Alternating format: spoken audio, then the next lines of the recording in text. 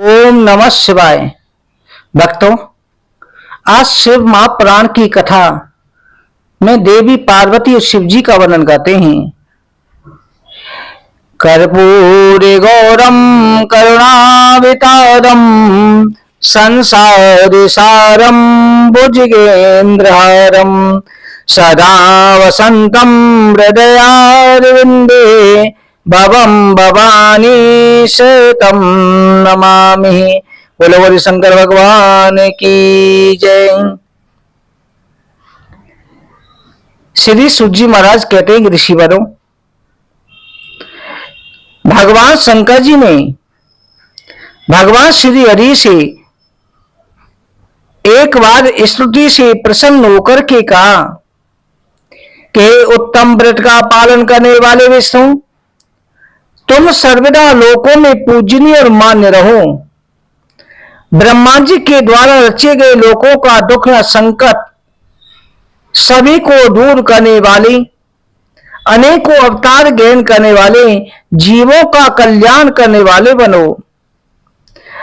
ब्रह्मा जी से कहा कि ब्रह्मदेव, तुम्हें भी सृष्टि की रचना मेरा ध्यान करते हुए करनी चाहिए और इसके साथ में मैं रुद्र रूप से अवतार लूंगा। इतना कहकर के भगवान अंतर ध्यान हो गए। भगवान विष्णु ने कहा कि ब्रह्मन, अब सृष्टि की रचना प्रारंभ करते हैं। सृष्टि की रचना ब्रह्मा और विष्णु अपने ध्यान मग्न से करने लगे। एक बार ब्रह्मा जी ने देवऋषि नारद जी को भी एक कथा सुनाई। कहा कि भगवान शंकर जी कैलाश पर्वत पर विराजमान रहने लगे। उसी समय कुबेर ने भगवान शिव जी का ध्यान किया। भगवान शिव जी प्रकट हुए। प्रकट होकर के भगवान शिव ने अपनी हथेली से कुबेर का स्पर्श करके उसे शक्ति प्रदान करी। दिव्य दृष्टि प्राप्त होने पर कुबेर ने देवी उमा की ओर देखने लगे। भगवान शिव के साथ सर्वांग सुंदरी कौन है? ऐसा कौन सा तप किया जो से भगवान शिव की कृपा से समीप प्राप्त हुआ, सौभाग्य प्राप्त हुआ? वो देवी उमा को निरंतर देखे जा रहे थे। देवी को घूरने के कारण उनकी बाईं आंख फूट गई। शिवजी ने मां ने कहा कि ये तुम्हारा पुत्र है, ये तुम्हें क्रूर दृष्टि से नहीं देख रहा था, ये तुम्हारे तप बल को जानने की इच्छा कोशिश कर रहा था। भगवान शिव ने कुबेर से कहा, मैं तुम्हारी तपस्या से बहुत प्रसन्न हूं, मैं तुम्हें वरदान देता हूं, तुम समस्त निधियों और यक्षों के स्वामी हो जाओ। सुब्रती यक्षियों किन्नरों के अधिपति होकर धन के दाता बनो। मेरी तुमसे सदा मित्रता रहेगी। मैं तुम्हारे पास सदा निवास करूंगा।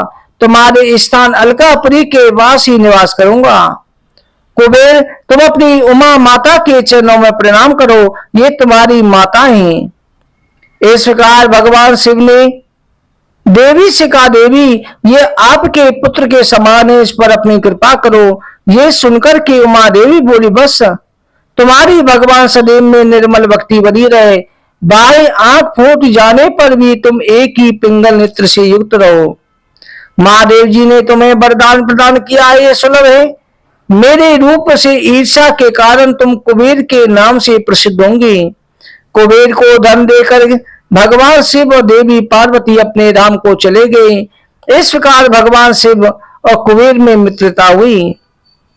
नारद जी ने कहा, हे पिताजी, आप धन्य हैं, आप आगे की कथा सुनाइए। ब्रह्मा जी कहने लगे, हे नारद, कुबेर के कैलाश पर्वत पर तप करने से वहां भगवान शिव का आगमन हुआ। कुबेर को वरदान देने वाले विघ्नेश्वर शिव निरपति का वरदान देकर अंतर ध्यान हो गई। तो कुबेर के मन में विचार आया, मैं अपने रुद्र रूप में जिनका जन्म भगवान शिव जी ने रुद्र रूप से ब्रह्मा के लला से लिया है, उस भगवान शिव का मैं हमेशा ध्यान करूंगा। इधर भगवान शिव ने विश्वकर्मा को कैलाश पर्वत पर निवास बनाने की आज्ञा दी। अपने भक्तों के रहने योग्य स्थान आवास तैयार करने का आदेश दिया। विश्वकर्मा ने सुंदर निवास स्थान बना दिए। उत्तम मुहूर्त में वहां प्रवेश किया। ब्रह्मा और विष्णु जी ने शिव व पार्वती का अभिषेक किया।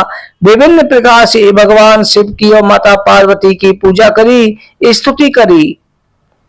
इस प्रकार से भगवान शिव जी के श्री रुद्र संहिता के शिव पुराण के द्वितीय खंड की कथा यहाँ पर समाप्त हुई। बोलो शिव महापुराण की जय।